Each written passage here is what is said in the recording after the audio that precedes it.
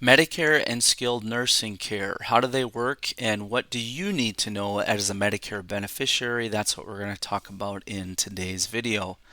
So, my name is Jamie from meetjamie.com. I'm an independent insurance agent. I help people all over the country understand the Medicare program and find the coverage that fits their needs.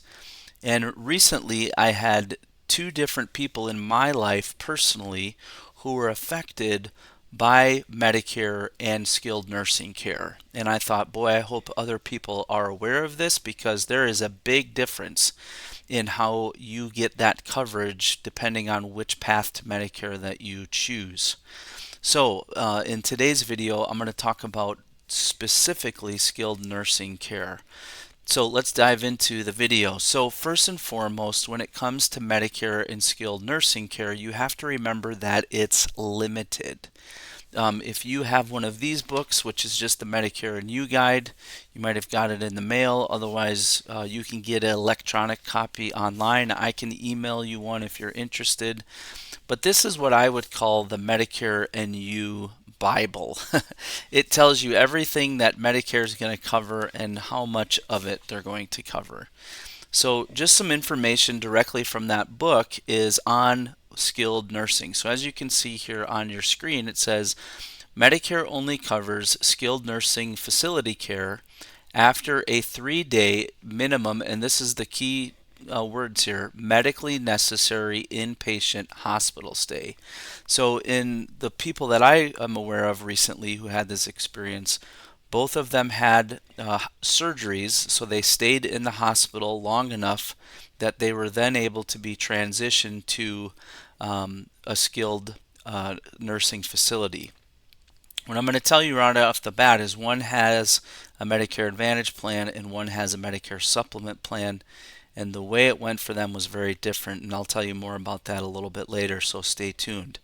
So, under Medicare, if you are qualifying as being able to stay or be transitioned to a skilled nursing facility, this is what you're going to pay. So in each benefit period, you pay days 1 through 20 a $0 copayment. Now remember, this is not this is under Part A, which is hospitalization, so inpatient care.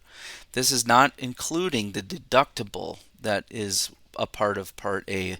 In 2023, that deductible was $1,600. In 2024, it's going to be $1,632.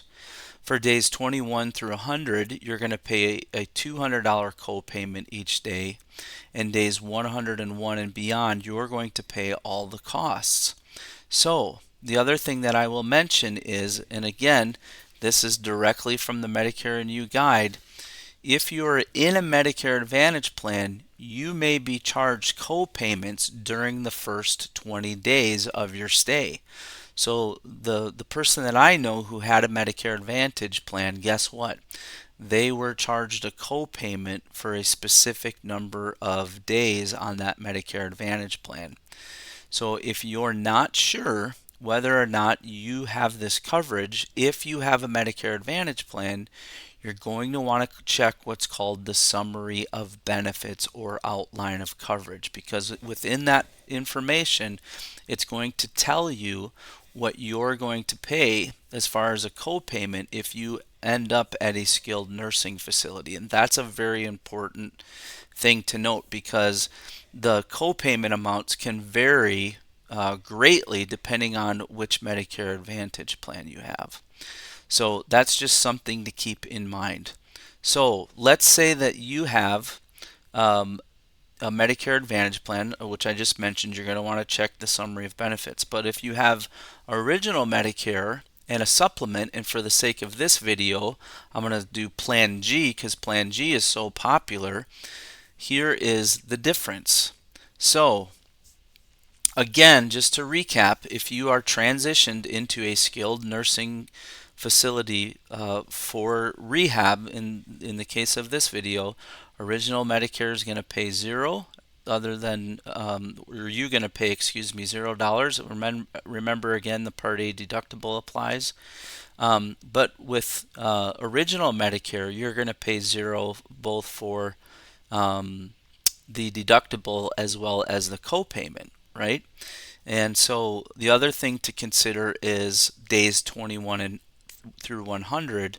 Under original Medicare alone, you'll pay $200 per day, which is what we talked about on the previous slide. But with Plan G, you're going to pay $0 a day. So a lot of people, when they're looking at the two paths to Medicare, which is original Medicare and a supplement, or Medicare Advantage, a lot of people say, well, wow, Plan G is, that's expensive compared to a $0 premium Medicare Advantage plan. It is, but just remember, you're going to end up potentially paying out of pocket if you go into a skilled nursing facility. So that's just something that you want to keep in mind. So let's say that you have a Medicare Advantage plan. You look up the summary of benefits and you realize, boy, there's some out of pocket that I'm going to face. So what can you do when Medicare stops paying? So you have some options, right? You can look into at-home care. You could look into long-term care insurance. You could see if you qualify for Medicaid. You could look into a nonprofit care, private pay. You could go through an appeals process to stay longer. And there's also the option of a hospital indemnity plan, which is a really a tool that you can use to cover your co-payments if you have a Medicare Advantage plan that has a co-payment for your stay. So, again, just to recap, skilled nursing care is limited. You're going to want to do your research when you're choosing which Medicare plan is right for you, and you want to remember the difference on how these particular plans works. Again, if you have questions about Medicare, you can certainly leave them in the comments below. I do my best to answer all of those questions. Otherwise, you can connect with me. You can learn about how to get in touch with me on my website, which is just meetjamie.com. If you like videos about Medicare, I'd love it if you subscribe to the channel, like this video, and maybe share it with a friend. Thanks so much for watching. Have a great day.